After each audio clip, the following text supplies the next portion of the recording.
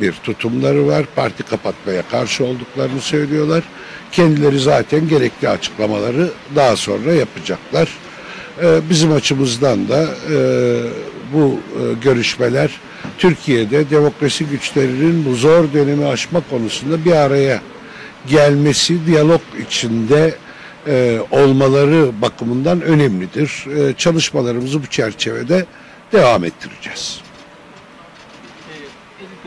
Nevruz konuşmalarından dolayı sizin hakkınızda soruşturma başlatıldı ve eski eş genel başkanı Selahattin Demirtaş hakkında da 3 yıl 6 ay ceza verildi.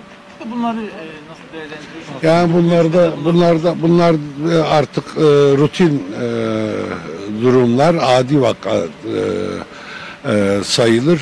Çünkü ortada bağımsız, tarafsız bir yargı yok. İktidarın denetiminde hareket eden, onun güdümünde hareket eden savcıların ve bir kısım hakimlerin tasarrufları bunlar. Diyarbakır konuşması ile ilgili soruşturma açılmasına gülüp geçeriz tabii biz. Mesajlarımızı milyonlar aldı. Demokrasi, özgürlük ve barış talebimizi milyonlar sahiplendi.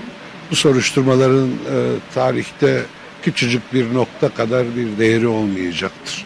Tarihe geriye kalacak olan bu oradaki milyonların gösterdiği iradedir. Demokrasi, özgürlük, barış iradesidir. Selahattin Demirtaş'la ilgili karar içinde ne diyebilirim? Yani ortada hangi adil bir yargılama ve bağımsız bir yargı olsa değerlendiririz. Ama siyasi iktidarın bize ve arkadaşlarımıza karşı intikam operasyonları devam ediyor.